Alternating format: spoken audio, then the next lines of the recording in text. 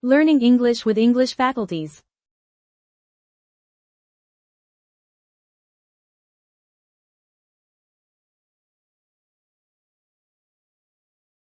Hey there, and welcome to this explainer. So are you ready to crack one of the absolutely most frustrating mysteries in the entire English language? Today, we are firmly putting on our detective hats to solve the case of the ch and j sounds at the ends of words.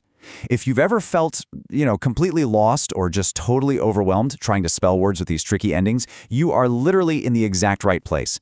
We're going to master this whole shebang together. Okay, let's dive into this. Take the words catch and peach. When you say them out loud, they both end with that exact same ch sound. But why on earth is there a seemingly random T in catch, but absolutely zero T in peach? It feels like English spelling is just playing mean tricks on us, right? It can seem totally unpredictable, especially when you're just starting out. But I promise you, it's really not. There is actually a secret code here, and it's just waiting to be cracked.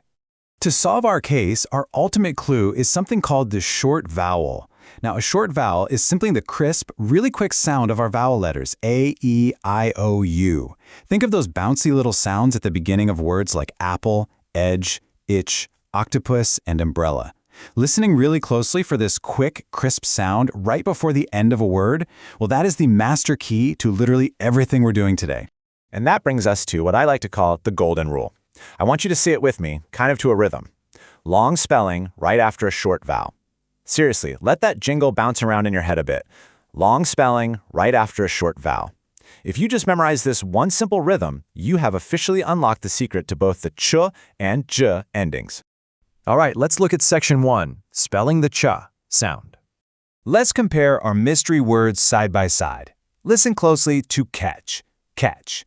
Do you hear that quick, short ah sound right before the end?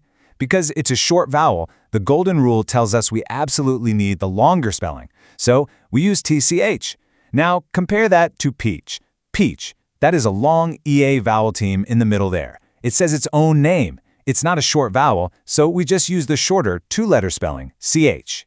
And honestly, this brilliantly illustrates the rule in action. Read these single-syllable words with me and really listen for that short vowel. Fitch, stitch, blooch, clutch. Every single one of these words has a crisp, short vowel immediately before the ch sound. So what do? We follow our trusty rule. Long spelling right after a short vowel. We use TCH. But wait, what if the sound right before the end isn't a short vowel? Well, take a look at this list. In branch, we have a consonant N right before the end. In crouch, we've got the ow vowel team. And in speech, we have the long E vowel team. So the absolute crucial point here is, because a short vowel is not immediately touching the ch sound, we simply don't need the long spelling. We just stick with the shorter ch spelling. Oh, and here is a very quick, super reassuring fact for you. You never ever have to worry about starting a word with TCH. This long spelling pattern is strictly an ending pattern. So if a word starts with the ch sound, it's literally always just going to be CH. Pretty easy, right? Moving right along to section 2, spelling the j sound. So case 1 is closed.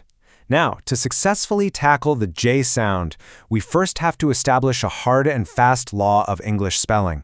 And it's this: English words do not end in the letter J. Period. You will basically never see a standard English word ending in J.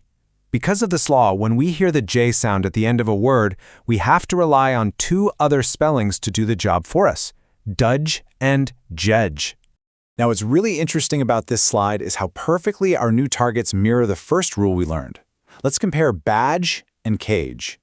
In badge, listen to the vowel. Badge. It's a short ah.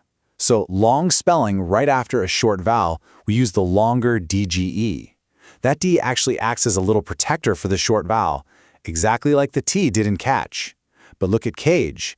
The A says its name. It's a long vowel protected by a magic E. So we skip the protector and just use the shorter GE.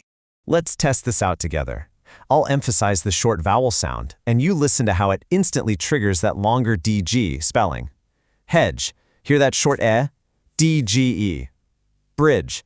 Bridge. Short I means DGE. Dodge. Short O, DGE.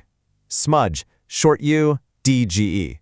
Whenever that crisp, short vowel hits your ear right before the j sound, you know exactly what to do.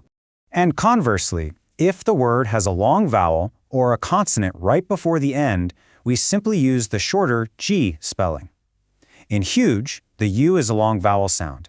In large, we have the consonant R right there. In change, we have the consonant N. Because there is absolutely no short vowel directly touching the J sound, we just don't need the D, just GE. Okay, it is officially your turn to be the sound detective. Let's do a practice word. Think about the word fudge. I personally love eating fudge. But how do we actually spell the end of it? Listen very, very closely to the sound right before the J. Fudge. Which spelling pattern does our golden rule tell us to use here? Yes, nailed it. It is spelled F-U-G-E. You heard that short sound, that super crisp and you instantly knew exactly what to do. Long spelling right after a short vowel. Fantastic job applying the rule to master that word. Finally, let's look at section 3, the rule breakers. Because English always likes to keep us on our toes, doesn't it? These are the main culprits that blatantly break our ch rule. We have such, much, rich, which, and sandwich. Even though you can clearly hear a short vowel right before the end in literally all of these words, they just use the standard ch spelling anyway. There's no fancy trick here. These few rebel words simply need to be memorized by heart. But here is the truly great news for you. While the ch sound has a handful of annoying little exceptions, the rule for the j sound is incredibly strong. There are basically 0 exceptions for using day j right after a short vowel in a single-syllable word.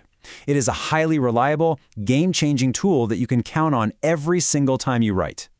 So we've reached the end of our investigation, and you now have the code to unlock hundreds and hundreds of words. But before we go, here is your final challenge to prove you've transformed from a confused beginner to a true spelling master. Based on everything we learned today, why do we spell the spooky kind of witch with a TCH, but the word teach with only a CH? Think about that golden rule, and I'll catch you next time.